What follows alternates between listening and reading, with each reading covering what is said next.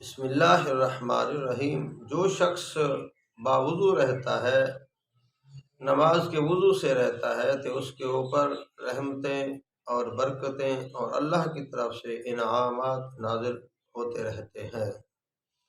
اور جو شخص نماز کے وضو کے قریب نہیں جاتا، صفائی کے قریب نہیں جاتا، تو اس کے اوپر نحوستیں ہوتی ہیں، وہ آدمی نحوست کے اندر رہتا ہے۔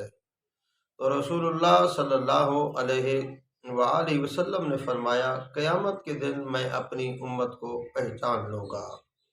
تو عرض کیا گیا، یا رسول اللہ، اپنی امت کو کیسے آپ پہچانیں گے؟ وہاں تو بہت لوگ ہوں گے، وہاں تو بڑا مجمع ہوگا، وہاں آدم علیہ السلام سے لے کر رسول اللہ صلی اللہ علیہ وسلم آپ تک سب امتیں ہوں گی، سب انسان ہوں گے، تو آپ کیسے پہچانیں گے؟ تو رسول اللہ صلی اللہ علیہ وآلہ وسلم نے فرمایا، میری امتیوں کی ایک پہچان یہ بھی ہوگی کہ وہ نماز کا وضو کرتے ہیں، جہاں جہاں نماز کے وضو کا پانی لگتا ہے، قیامت کے دن وہ جگہ چمکتی ہوگی، چمکدار ہوگی، تو میں اپنی امت کے لوگوں کو پہچان لوں گا۔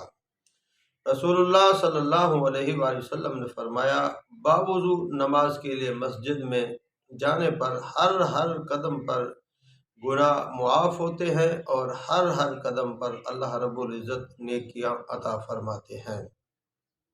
اگر کسی آدمی نے نماز کا وضو کیا اور مسجد کے اندر بیٹھ گیا نماز کے انتظار میں، تو حضور اقدس صلی اللہ علیہ وآلہ وسلم نے فرمایا، گویا کہ یہ نماز کے اندر بیٹھا ہے۔ جیسے آدمی نماز پڑھتا ہے تو اس کو ثواب ملتا ہے، تو باوضو ہو کر مسجد کے اندر بیٹھنا نماز کے انتظار میں، گویا کہ یہ نماز کے اندر ہے، اللہ رب العزت اسے ثواب عطا فرماتے ہیں۔